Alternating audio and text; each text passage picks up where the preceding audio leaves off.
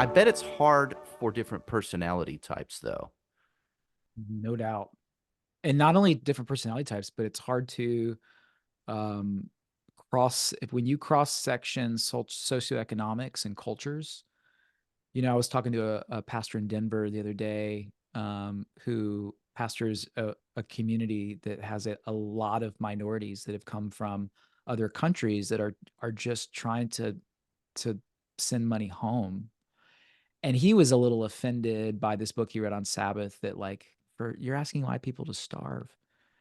And it's like, yeah, I can see that. That makes sense. I get that. And let's not forget that the scriptures were written by the oppressed.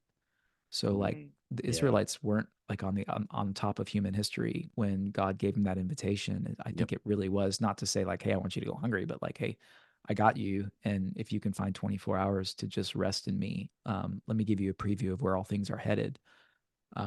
So, I think that there's differences in personalities of how we experience this. I'm an achiever. I'm an Enneagram 3. Mhm. If anyone listening knows that language. So, like, I am what I do, and that's a problem.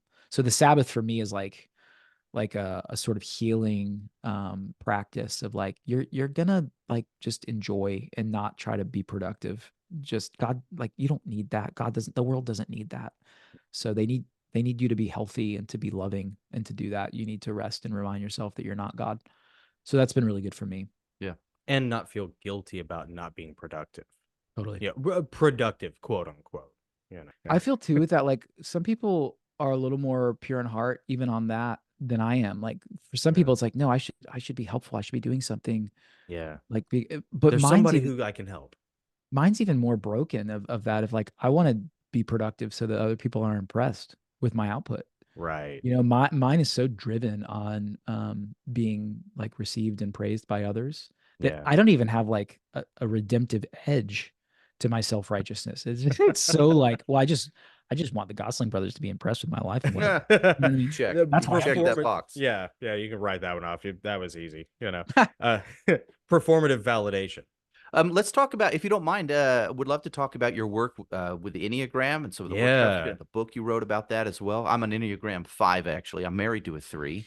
Actually, my wife is a 3 with a 3 wing. Uh, so I like to make that joke. She's an achiever. She's an absolute achiever, and I'm not. I'm I'm the quiet observer. No. Uh, talk about talk about your work there. I can relate to that. My wife is a 5. And it's so funny. We'll have conversations. I'll come home and be like, hey, so and so is going to the Caribbean on vacation. She'll be like, "Oh, where are they going?" Like, "Oh, I don't know. They're just the Caribbean." She's like, "Oh, who's going with them?" Yeah, I don't know. And what are they gonna be doing? I don't know. That's all. So I will literally come home and say, "Okay, I'm about to tell you something, and this is all I know." So You have no to follow-up preamble it. questions. No follow-up questions. She's a sleuth. Um, yeah. So e- uh, a lot of it was really like, what I liked about the Enneagram was it's humiliating, and that was helpful for me. I studied a long time ago with a monk named Richard Rohr. I spent a week at his house, and he just sort of like waxed eloquently on the side about the Enneagram one day. And I was like, what? What's that? Pentagram? What are we talking about?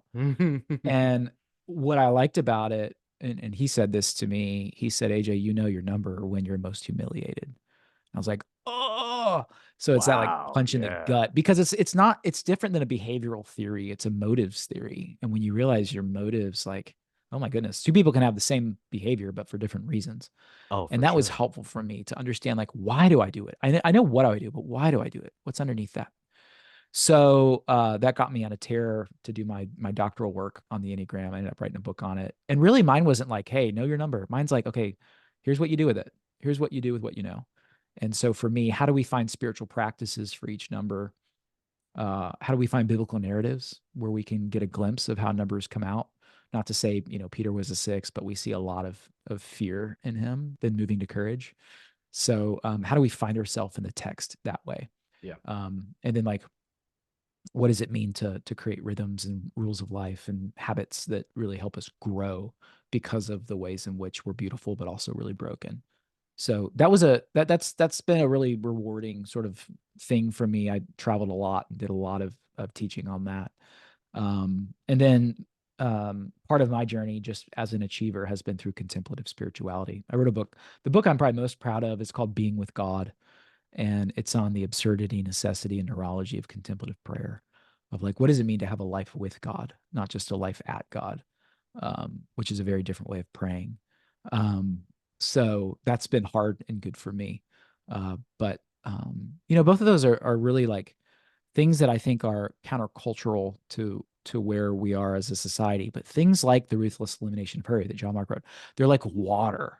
When you begin to like stumble into these things, you're like, oh, this is really hard and so different than any other environment, that any other message that anyone's giving me. But man, it just connects with my soul because I know I felt that ache. I want that. So you know, that's been really, really fun to do. I'm a I'm a huge uh not detractor, opponent. I'll say opponent of the trajectory of how technology is progressing. Yeah. Can you speak to some ways that our technologies can get in the way of that?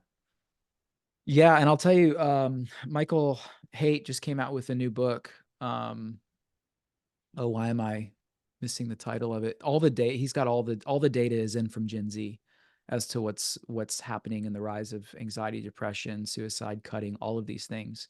And post 2012, with the advent of Instagram and the other sort of children of social media, the spikes are unbelievable. And so you can't deny that changes are happening in society. You can have an alternative theory, but you can't just like reject all this stuff outright and say, well, this is ridiculous. But you have to give a shot as to what you think changed in 2012. I think Michael Haight is right on. He's a sociologist out of NYU, and just brilliant research, and his conclusions I find compelling.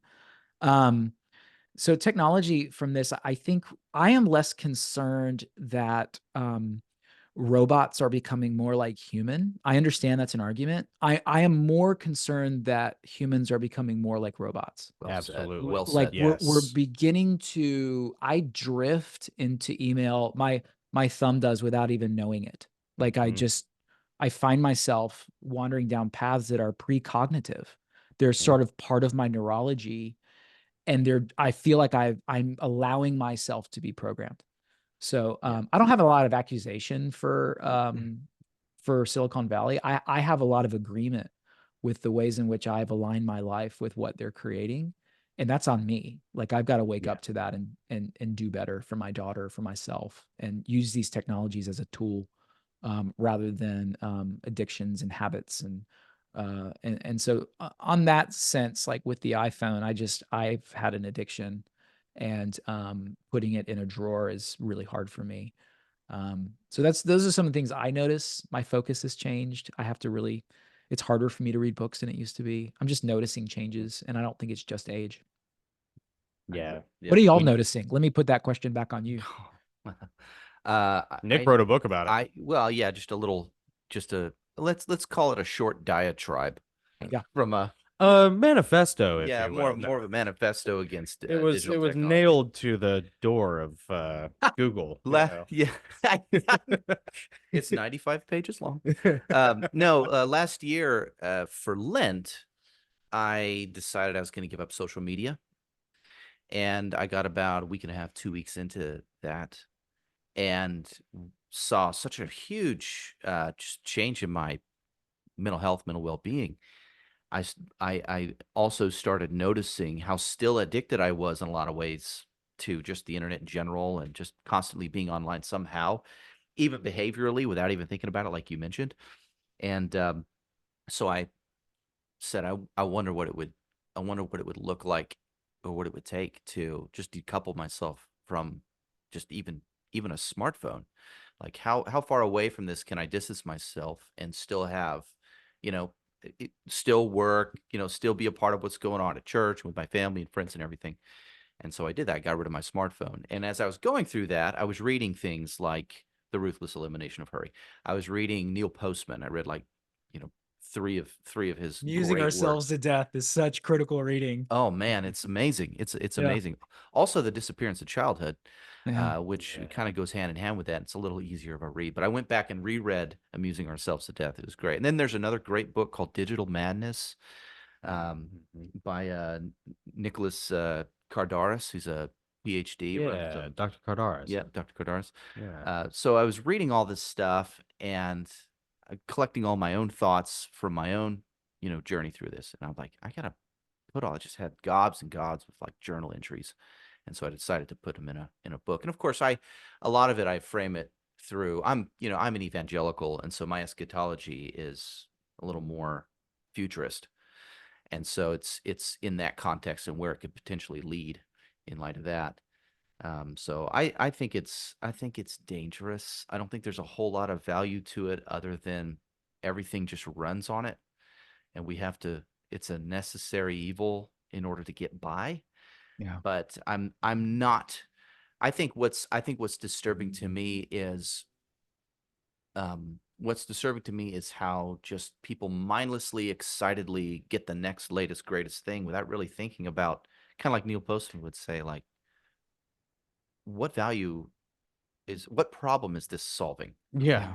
What It, problem existed? Not inconvenience, but the what problem problem? is that you didn't have it. Yeah. And I think we found ourselves living completely convenient lives and looking to take it to the next level of convenience constantly. And nothing of value comes through convenience. Yeah. You know, Mm. things of value come with, intention and effort. Mm. And I don't think our technological tools that ostensibly are supposed to help us do more and be better, I think they're just making things more convenient. And I think the output is a lower quality of life and a lower quality of work and a lower quality of relationships. So that's kind of those are my thoughts. That's what I think it's done. And yes, Yeah. it's making people act like robots. I Clearly. appreciate the language of like slow tech over no tech, like especially Yeah. as a dad of a 10-year-old, like how do I not be a Luddite? But how do I at the same time, how do we be thoughtful? Totally connect with what you said of like being thoughtful about whatever we do and reflective. Um, I don't like I feel like there is a kind of fatalism in parents today, like, well, they have to do it to, Drives have me nuts. friends. And Yep. it's like, well, that's on me as a parent to not form a new collective of parents that are going to say, hey, let's do this together so that our kids can thrive and play outside and enjoy life and Mhm. not have to be on the phone all day. Yep. And Like, learn so social cues. That's what my so wife the does. the fatalism that parents that we feel of like, well, it's just how the world is, and we're gonna have to get them an iPhone by age 4. You're like, no, no, No, you you don't. You don't know, need to get they them don't. social media by 12. In fact, that's like, it seems like what the data is telling us is that's not a great way to parent. No, it's So awful. we're just trying to like create new collectives because collectives got us into this, and so collectives are going to have to get this out of it so that my daughter's not paying the price as the only one in school that isn't on TikTok. In your book about personality theory, uh,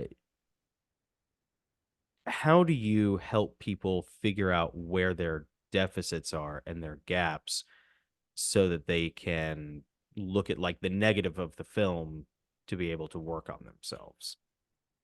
Well, I think so much of it is so like a lot of people will start with a test, right? Hmm. And you're like, okay, great. But it is a motives theory. And so it's hard to test on that. So I'll say, yeah, start with a test. That's fine. Some work that my friend Ian Cron has done with Suzanne Stabile is really good for that. And then like narrow it down to like 3 or 4. Like, what are 3 or 4 types that you feel like you probably lean into most on your front foot? Mm.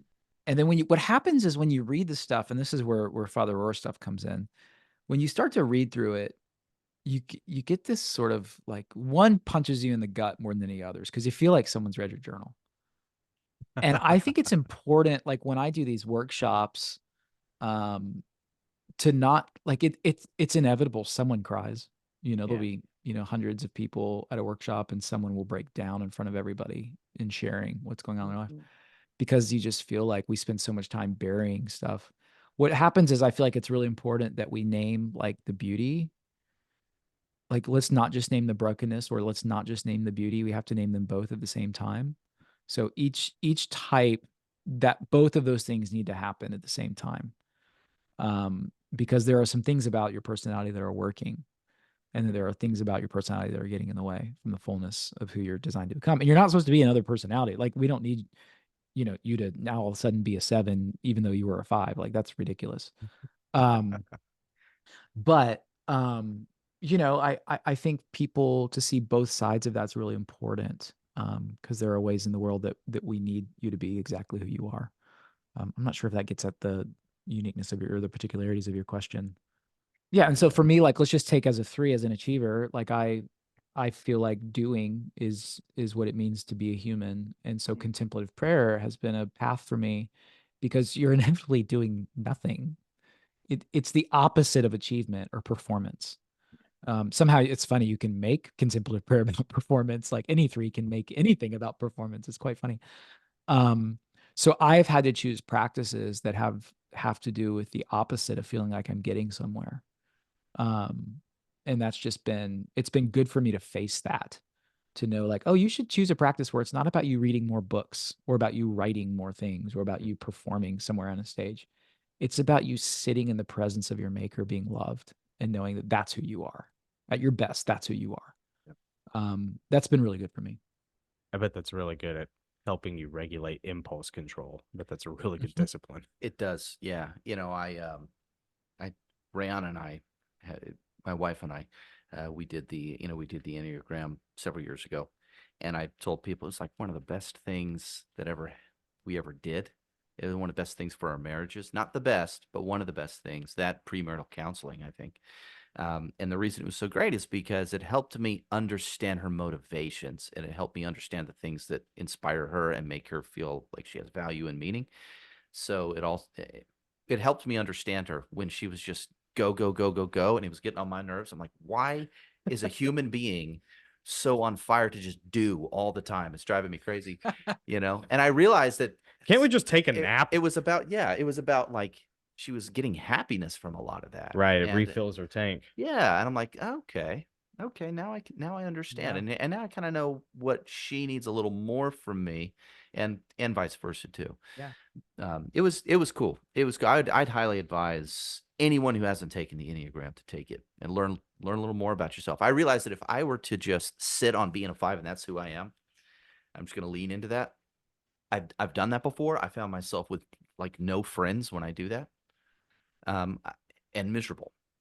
Yeah, they say the 5 is like, imagine a castle, the 5 is the turret at the high end of the castle, who's got a view through this little tiny pane of glass of the whole kingdom, but no one can see you. You can see everything. You have access to, like, you have data and information and understanding. And like, I'll say to my wife, "Hey, you told me that story a few months ago. What was that story again?" And she'll be like, "Why do you want to know?" I was like, "Well, I was going to use it in my sermon." And she's like, "Well, you can go read it for yourself. Like, I did all that work. I'm not giving that away." These sort of I love it. hoarders of knowledge where I'm like, "But I could use it." She's like, "Exactly. You're going to use it and look really good. And you didn't do the work." I love it. That's great. Well, man, this has been awesome. Thanks for the time today, Yeah. and so grateful that Steve connected us. And Yeah. it's just been really great to meet you and talk about your work and your upcoming work too. Yeah. And Yeah. when do you think people can when do you think it'll be available for people to buy, and where can they get it? Yeah. Wherever books are sold, Amazon probably be the easiest snatch. And I think it's out like October 15th, something like that. I should probably know that by now. I don't. I'm not really good at this stuff. But yeah, so it'll be out then. Maybe you and I, maybe the 3 of us chat again before then and do something a little closer to the time. Love to. Yeah, I Um, hope Yeah. so. but yeah, I'm hoping by the fall. So pre-order is probably sometime this summer. Yeah. Fantastic. That's awesome. Let's see. I'll dovetail this. I'll combine this into one. The motto on the Goslings is take up the broken sword of your father and strike down the darkness. That's kind of like what we try to do with our interviews. Any words of wisdom for our audience that they might go forth and strike down the darkness. Our audience, by the way, is at a myriad now, technically, because a myriad is technically 10,000. So we technically should start calling our audience the myriad. The myriad. It's very biblical. Yeah. Um, any final words for the audience to help them go forth and strike down the darkness? And in case this is the answer, I'd just like to throw this one in there too. What does the church need nowadays the most? I'll say we'll use one and the same. So be curious. Nice. There's two ways to approach life. One is to step into a room and say, "Here I am." Yeah. The other is to step into a room and say, "There you are." Yeah. And most of us, we're all waiting to be discovered and for someone to become curious about us. And because of that, we're all lonely. As we begin to reach toward the other and to become curious and to make space for their journey, for their thoughts and ideas, it turns out that that's a really generative way to be human, and that people will give you a voice in their life and will be naturally also, most of them, interested in you. So to be curious about people, to enter rooms and to discover who's already there that is waiting to be discovered. And a lot of healing can take place that way. Amen, brother. That's awesome. Thank Yeah. you. That's great. I love that. I love it. And treat other people like they can teach you something. And Yeah. yeah. And then like, because we're communal creatures, you know, where two or three are gathered in my name. And this is exactly what technology is, I think, minimizing the impact of. Yeah, it really is. It eliminates social cues, shrinks the frontal lobe, eliminates impulse control, regulate. Yeah, it's being with somebody. Like if we could do this in person, like maybe if you're in town, you know, in the fall for something, you know, we get a third chair, we make it nice, you know, we'll have a bottle of wine that we can dangle, you know. There you go. Just kidding. All I'm right, in. Pastor AJ. Man, thank you. This has been All so right, much fun. guys. Great to meet you. Grace and peace to you. Absolutely. too. Hey, real quick before we leave, where can people find you, and where's the best place for them to get the Enneagram for spiritual formation, being with God, and the upcoming rediscovering Christmas? Yeah, all that's on Amazon. Cool. And ajsherrill.org is where I update stuff, and I'm on Instagram as well as Facebook. So Cool. Perfect. All right. We'll see you later, AJ. Thanks again. peace to you. See you, buddy. All right.